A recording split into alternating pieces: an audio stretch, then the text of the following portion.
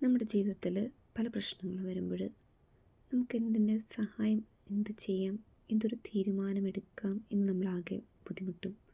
നമ്മളെടുക്കുന്ന തീരുമാനം ശരിയാണോ, അത് തെറ്റാണോ എന്ന് നമുക്ക് ആരോട് ചോദിക്കേണ്ടേ എന്ന് നമുക്കറിയില്ല. അപ്പോൾ നമ്മളാകെ കൺഫ്യൂഷനാകുന്ന സമയത്ത് നമ്മളൊന്നും നോക്കണ്ട. ബൈബിളിൽ പറയുന്നു, ലൂക്കയുടെ നാം സുവിശേഷത്തിൽ പറയുന്നു, മറിയം ആകെ കൂടെ കൺഫ്യൂഷനായി. അപ്പോൾ മറിയം ദൈവത്തിനോട് ചോദിക്കുകയാണ്, ഇതെങ്ങനെ, മാലാഖയോട് ചോദിക്കുകയാണ്, ഇതെങ്ങനെ സംഭവിക്കും?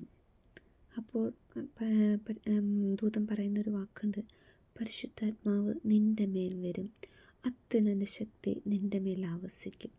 അപ്പോൾ നിങ്ങളുടെ ആ ജീവിതത്തിൽ എന്ത് ആവശ്യങ്ങളുണ്ടോ, എന്ത് പ്രശ്നങ്ങളുണ്ടോ, എന്തിനെക്കുറിച്ചാണോ നിങ്ങൾ ടെൻഷൻ അടിക്കുന്നത്, ഒരു കാര്യത്തെക്കുറിച്ച് നിങ്ങൾ തീരുമാനിക്കാനായിട്ട് നിങ്ങൾ ഒത്തിരി ബുദ്ധിമുട്ടുന്നുണ്ടോ, നിങ്ങൾ പരിശുദ്ധാത്മാവിനോട് പ്രാർത്ഥിക്കുക.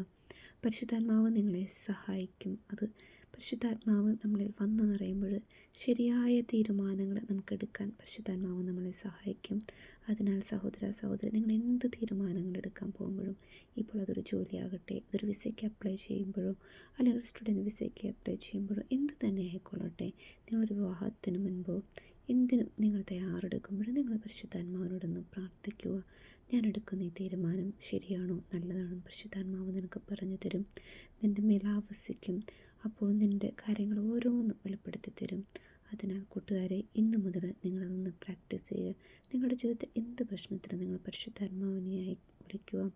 ദൈവം നമുക്ക് അയച്ചു തന്ന സഹായിക്കാൻ നിങ്ങളെ സഹായിക്കും. ഏതാവശ്യത്തിനും. ഈശോയെ നന്ദി, ഈശോയെ സ്തുതി.